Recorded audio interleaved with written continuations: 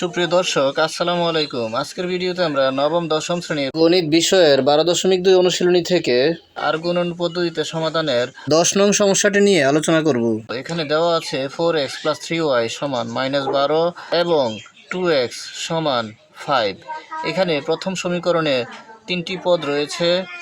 একটি পদ ডান পক্ষে রয়েছে, সেই পদটিকে আমরা বাম পক্ষে নিয়ে আসব। যেহেতু আর গুণন পদ্ধতিতে সমাধানের ক্ষেত্রে প্রতিটি সমীকরণের বাম পক্ষে তিনটি করে পদ থাকতে হয়, যেমন এক্স সংশ্লিষ্ট একটি পদ, ওয়াই সংশ্লিষ্ট একটি পদ এবং একটি ধ্রুবপদ। আর দ্বিতীয় সমীকরণে দুটি পদ রয়েছে, একটি পদ ডান পক্ষে রয়েছে অর্থাৎ ধ্রুবপদটি ডান পক্ষে রয়েছে, সেটিকে আমরা বাম পক্ষে নিয়ে আসব। আর এক্স সংশ্লিষ্ট একটি পদ রয়েছে এবং ওয়াই সংশ্লিষ্ট পদটি এখানে নেই। যেহেতু এখানে প্রতিটি সমীকরণে একটি এক্স সংশ্লিষ্ট পদ এবং একটি ওয়াই সংশ্লিষ্ট পদ এবং একটি ধ্রুবপদ লাগে, আর এখানে এক্স সংশ্লিষ্ট পদ আছে এবং ধ্রুবপদ আছে, আমাদেরকে ওয়াই সংশ্লিষ্ট একটি পদ বানিয়ে নিতে হবে। আমরা 0y দিয়ে y সংশ্লিষ্ট পদটি তৈরি করে নেব। যেহেতু আর গুণন পদ্ধতিতে সমীকরণ দ্বয়ে তিনটি করে পদ বাম পক্ষে থাকতে হয়, তাই আমরা প্রথম সমীকরণের একটি পদ যেহেতু ডান পক্ষে ছিল, সেই পদটিকে আমরা ডান পক্ষ থেকে বাম পক্ষে নিয়ে আসলাম। যেহেতু এটি ডান পক্ষে -12 ছিল, বাম পক্ষে আসার পর সেটি হয়ে গেল +12 আর সমান 0। তাহলে আমরা পেয়ে গেলাম 4x + 3y + 12 = 0, 4x + 3y + 12 = 0। আর দ্বিতীয় সমীকরণে x সংশ্লিষ্ট পদটি রয়েছে এবং একটি ধ্রুবপদ রয়েছে। ধ্রুবপদটি ডান পক্ষে ছিল, আমরা সেটিকে ডান পক্ষ থেকে বাম পক্ষে নিয়ে আসলাম। যেহেতু বাম পক্ষে তিনটি পদ থাকতে হয়, যেহেতু ডান পক্ষে ছিল +5, বাম পক্ষে আসার পর হয়ে গেল -5। আর ওয়াই পদটি যেহেতু এখানে অনুপস্থিত, আমরা ধরে নিলাম যে এখানে 0y রয়েছে, কেননা এখানে একটি ওয়াই সংশ্লিষ্ট একটি পদ থাকতে হবে। এখন আর গুণন পদ্ধতিতে সমাধানের জন্য আমরা লিখে নেই যে আর গুণন সূত্রানুসারে পাই। এখন আমরা সূত্রটি লিখে নেই। x/bc - bc = y/ca - ca = 1/ab - ab।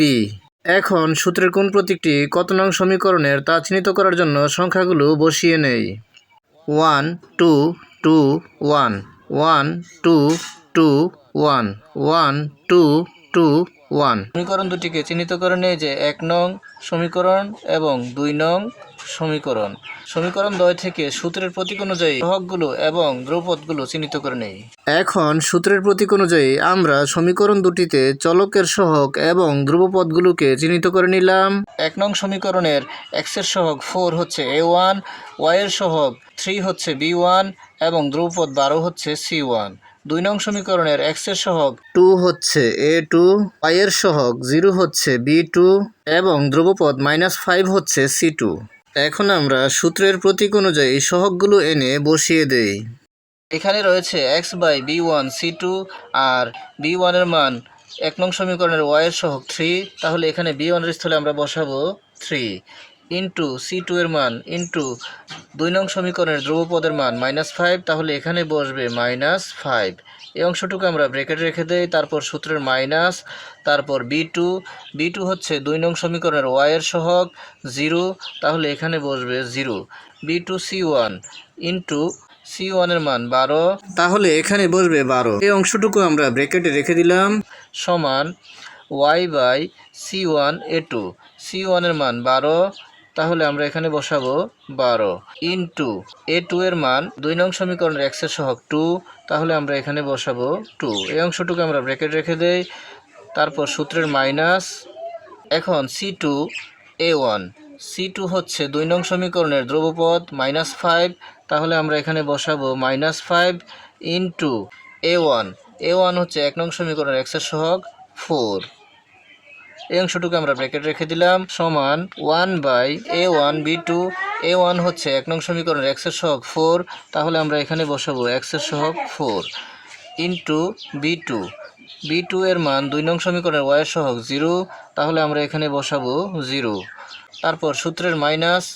এখন a2 হচ্ছে 2 নং সমীকরণের x এর সহগ 2 ইন্টু b1 হচ্ছে 1 নং সমীকরণের y এর সহগ 3 ইন্টু 3। তারপর এই অংশটুকু আমরা ব্র্যাকেটে রেখে দিলাম। এখন আমরা গুণের কাজগুলো আগে করব, তারপর যোগের কাজ, তারপর বিয়োগের কাজ।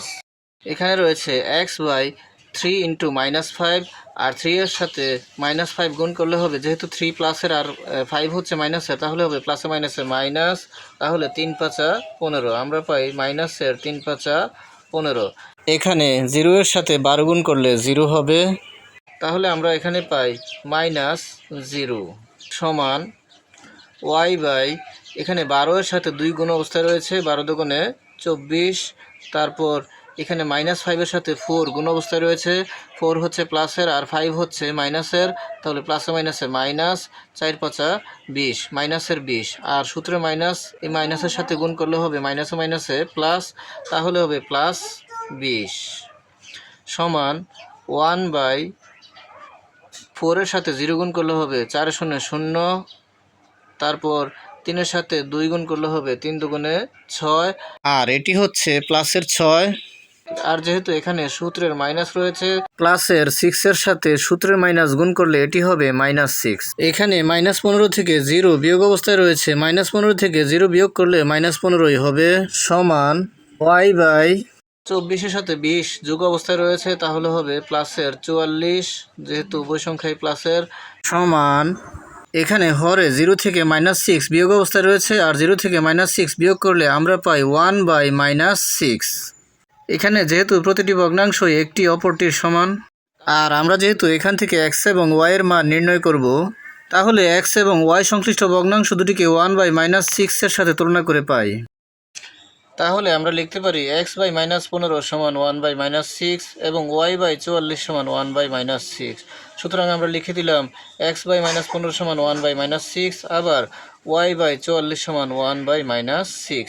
এখন এখান থেকে x এর মান নির্ণয় করার জন্য আমরা x এর সাথে এই -6 আড়াআড়ি গুণ করব এবং -15 এর সাথে এই 1 আড়াআড়ি গুণ করব, তাহলে আমরা পাই -6 ইন্টু x অর্থাৎ -6x সমান -15 একে -15। যেহেতু আমরা এখান থেকে x এর মান নির্ণয় করব, তাহলে x কে বাম পক্ষে রেখে দেব, আর x এর সাথে গুণ অবস্থায় -6 রয়েছে, সেই -6 কে বাম পক্ষ থেকে ডান পক্ষে নিয়ে যাব, তাহলে এই -6 ডান পক্ষের -15 এর সাথে ভাগ অবস্থায় হবে, তাহলে হবে -15 ভাগ -6। এখানে লবের মাইনাস এবং হরের মাইনাস কাটা যায়, এবং 15 আর 6 দুটি সংখ্যাই 3 দ্বারা নিঃশেষ বিভাজ্য হয়, 3 দ্বারা ভাগ করলে হবে 3 দুগুণে 6 আর 3 পাঁচা 15। তাহলে আমরা পেয়ে গেলাম লবে 5 এবং হরে 2, সুতরাং x সমান আমরা পেয়ে গেলাম 5/2। আবার এখান থেকে y এর মান নির্ণয় করার জন্য এই y এর সাথে এই -6 আড়াআড়ি গুণ করব, তাহলে হবে -6y একে -6y, এই বাম পক্ষের হর 44 এর সাথে ডান পক্ষের লব 1 গুণ হবে, তাহলে হবে 44 একে 44। তাহলে আমরা এখানে পাই -6y সমান 44। যেহেতু আমরা এখান থেকে y এর মান নির্ণয় করব, তাহলে আমরা y কে বাম পক্ষে রেখে দেব, -6 কে বাম পক্ষ থেকে ডান পক্ষে নিয়ে যাব, তাহলে হবে y সমান 44 ভাগ -6। এখন এখানে আমরা দেখতে পাই যে 44 এবং 6 এই দুটি সংখ্যাই 2 দ্বারা নিঃশেষ বিভাজ্য হয়। আমরা যদি 44কে 2 দ্বারা ভাগ করি, তাহলে হবে 22 দুগুণে 44, আর 6কে যদি আমরা 2 দ্বারা ভাগ করি, তাহলে হবে 3 দুগুণে 6। সুতরাং আমরা y এর মান পেয়ে গেলাম -22/3। সুতরাং y সমান -22/3। তাহলে আমরা লিখতে পারি, সুতরাং নির্ণয় সমাধান x, y সমান 5/2, -22/3। আজকের মতো এ পর্যন্তই। ভিডিওটি ভালো লাগলে লাইক, কমেন্ট ও শেয়ার করে দিবেন, এবং চ্যানেলটি সাবস্ক্রাইব করে পাশে থাকার অনুরোধ জানিয়ে সকলের সুস্বাস্থ্য কামনা করে এখানেই শেষ করছি। আসসালামু আলাইকুম।